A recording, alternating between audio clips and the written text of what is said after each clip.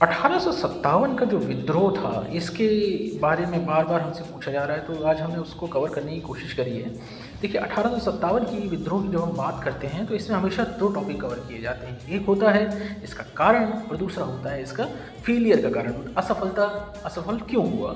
तो हम पहले इसका कारण पढ़ेंगे। तो कारण में सबसे पहला कारण, कहीं पर भी विद्रोह, कोई भी विद्रोह होता है, सबसे पहला कारण आप लोगों को दिमाग में रख लेना है कि फाइनेंशियल कारण होता ही है।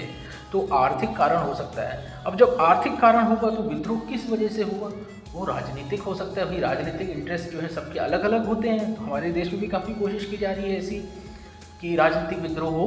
तो एक है, पहला कारण था आर्थिक कारण, दूसरा कारण है राजनीतिक कारण।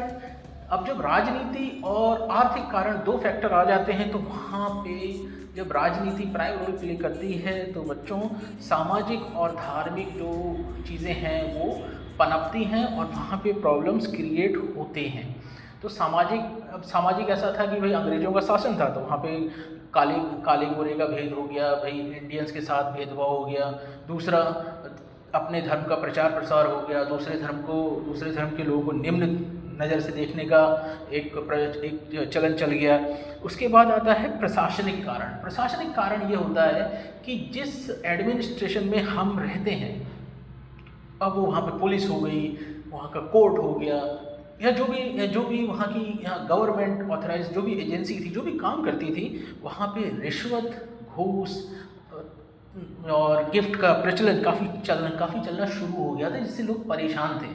और यही प्रचलन हमने बाद में भी देखा है। तो ऐसा कहा भी जाता है कि घूस, रिश्वत, इन सब का प्रचलन जो है अंग्रेज़ों के ज़माने से ही चला आ रहा है। उसके बाद एक जो और कारण है वो था सिपाही असंतोष। ये हम अक्सर पढ़ा है कि मंगल पांडे ये नाम हम जानते हैं, जिन्होंने जो है वो चर्बी वाले कारतूसों का इस्तेमाल करने से मना कर दिया था।